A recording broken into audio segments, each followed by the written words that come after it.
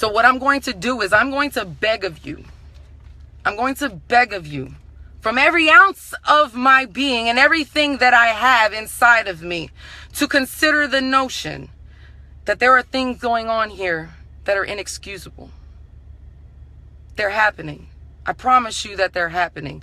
Look at what's going on, and people are angry. And I understand, like I said in my live video the other day, that they're not teaching these things in schools anymore, right? So social studies is no longer a subject required to go on. And some people just don't know any better. You don't know the things that went on in history. You know slavery existed, but you don't know how really bad it was and why people are so angry about all of this. And some people are just willfully ignorant. I'm trying to tell you, when I did this first video that spoke out for Black Lives Matter, that was 9 months ago. And I am so sick and tired. Matter of fact, I'm sick and tired of being sick and tired about talking about it, because I've been saying the same thing over and over and over again. I'm tired of talking about it. I'm a white girl, a blonde-haired, green-eyed white girl from New Orleans, and I'm tired of talking about it. And it's only been 9 months, and I can only imagine that if I'm tired of it after only 9 months, imagine how blacks in this country feel, because they've been saying the same thing for centuries. I am pissed. I am pissed at this point, but the better question is, why aren't you? Those words are the fundamental principles within this country, not the national anthem. And you're cool with folks taking a bullet, but you're not cool with somebody taking a knee to speak out against the social injustices within this country. That to me doesn't make sense. These words are saying that these truths, these things, are self-evident, meaning it's just plain common sense. You're giving these rights by God. John Locke said you are given these rights by God, by natural rights, and they are unalienable, meaning that nobody can take them away from you.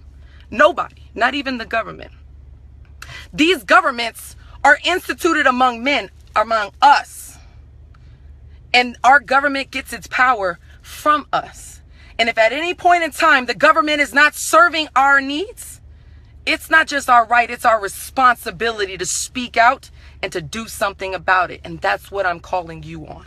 I'm calling out for you. And like I said, within education, I know that they're not teaching you this, but I'm telling you now. So you cannot sit here and claim ignorance. You have the power within this country. You, an American citizen, have a voice within our government. They get their power from you, from me, from us. But so many people feel as if they have no voice. And I'm here to tell you that you do. If the people in Congress are not passing legitimate legislation to fix the issues within education, within criminal justice reform, you know what you do? Do you want to know what you do? It's the way the government is set up. You take your voice back, you take your power back, and you give it to somebody who will. That is the way our government is run. You have the right to set up a government in a way that is most likely to protect your safety and your happiness. This is what our country is founded upon. These are the fundamental beliefs of our American society. Some people just don't want you to have a voice. I'm encouraging you to teach your life.